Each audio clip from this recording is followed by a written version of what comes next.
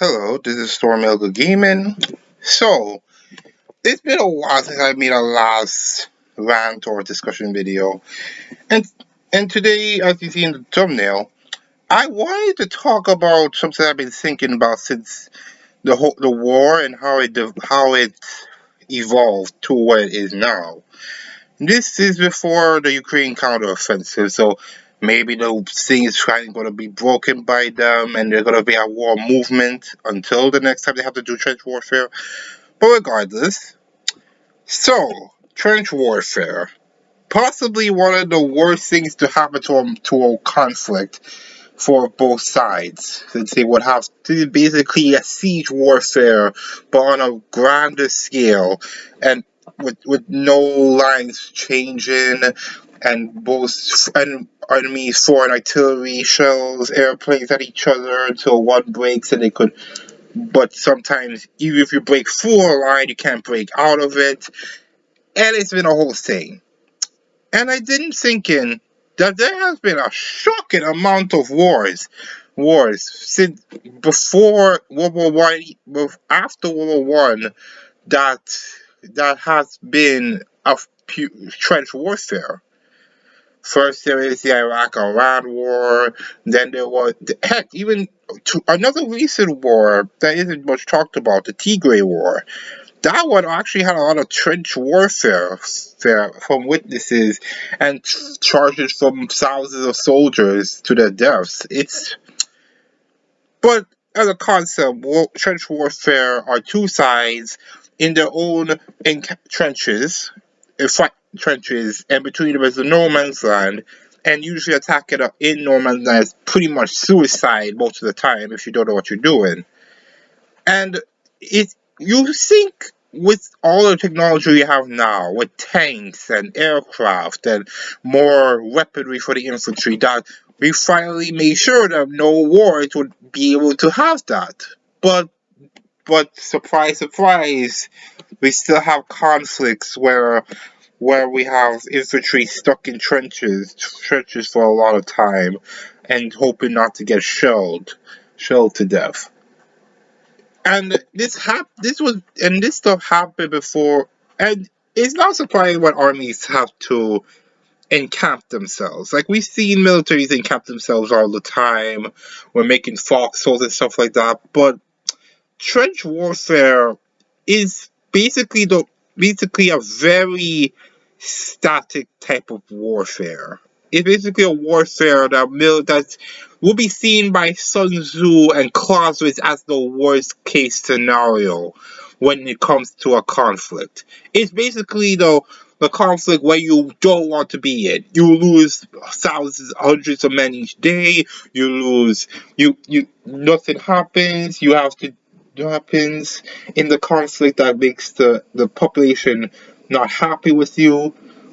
And there are people wondering if America and NATO wants to make it a forever war. Here's the thing, nobody wants a forever war in this conflict, especially not the US.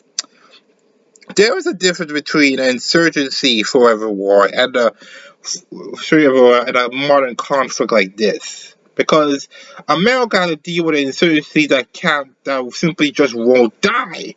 So that's why it was so many years before they could at least claim some victory in Iraq, but lost in Afghanistan. But in Ukraine, it is a modern war because the Ukraine military and its state still exists, and the Russian state and military are fighting against it. And you may say, oh, and Bakhmut is barely has Ukraine barely hold it, but it really goes to show you how viciously brutal this whole conflict is. Like the Wagners have basically been wiped out. Like it's been estimated that only about 5,000 Wagners are still alive who aren't wounded or killed. And Prigozhin wants to leave that place. We're not sure if he's going to go to Africa or he's going to go somewhere in Ukraine or just going to stay away from the front lines for a while. But it is seems that the Wagners basically bled themselves white, just taking this one stupid town. And the worst part about this is this is not even the biggest town. It's not even the biggest town in all of Ukraine.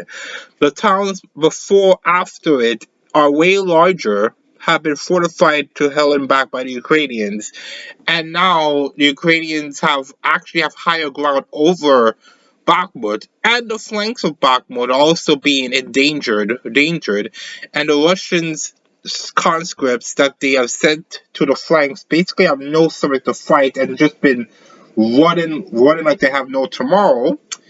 Nothing looks good there. And this actually reminds me of not just Verdun, but also another battle which that was very bloody. Passchendaele. The Battle of Passchendaele was one of the worst for the Canadian forces and British. They basically fought for this, basically just like Bakhmut, destroyed town that in World War did not have any strategic importance, and the worst thing for them that was basically the mud and the rain, because the Flanders area, it was a mess. And you see the Russians also have bled themselves heavily to take the place, and now there's some fears that they may even lose it even faster than they took it. And then we have and yeah, but the getting away from Bakhmut, they have taken basically nothing else. Like, they have not breaking through, they have not shaped the battlefield at all. Like, there is a YouTuber, I forgot his name, but he basically explained that in the Russian mines, they were trying to do a deep battle doctrine. Like, they were trying to attack everywhere all at once to try to shape up the battlefield in their favor, break through, and then got through the lines. But as we know, that did not work, and Bakhmut is all a mess of a failure in terms of whatever they're trying to achieve. Because all they got was a destroyed town that isn't really used for a supply hub to begin with as much now.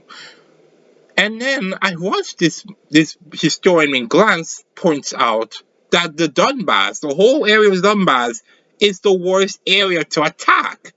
In World War II, the Germans and Russians specifically did not want to fight in that area. They did not even want to use tanks in that area.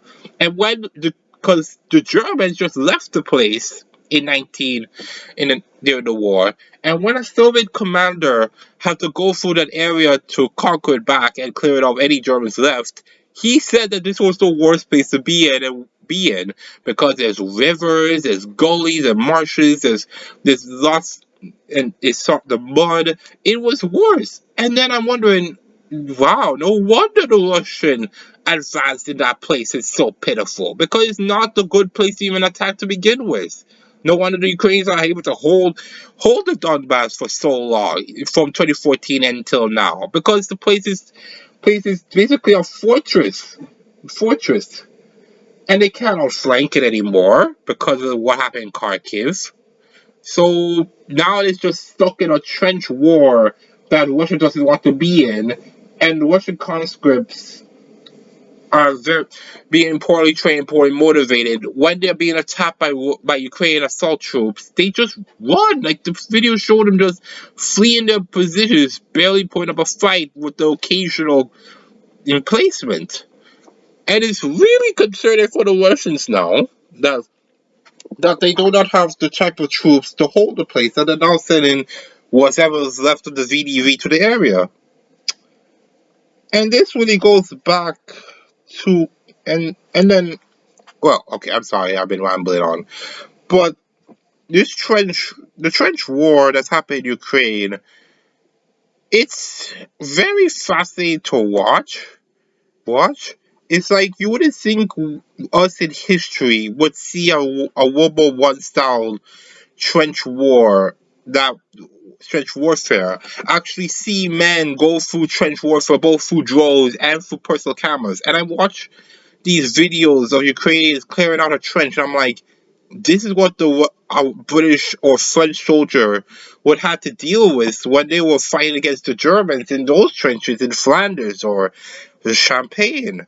And it's interesting that that we and it's interesting that the only reason this trench warfare happened is because Ukrainians at the time did not have all the forces they needed to push out the Russians, and the Russians did not have the forces they needed to defeat the Ukrainians. And now both sides are fighting this trench warfare for now, and Russia attempted to break it, but they basically destroyed the conscript army they have they have culminated in during the partial draft, and their tank force and armored forces are just gutted.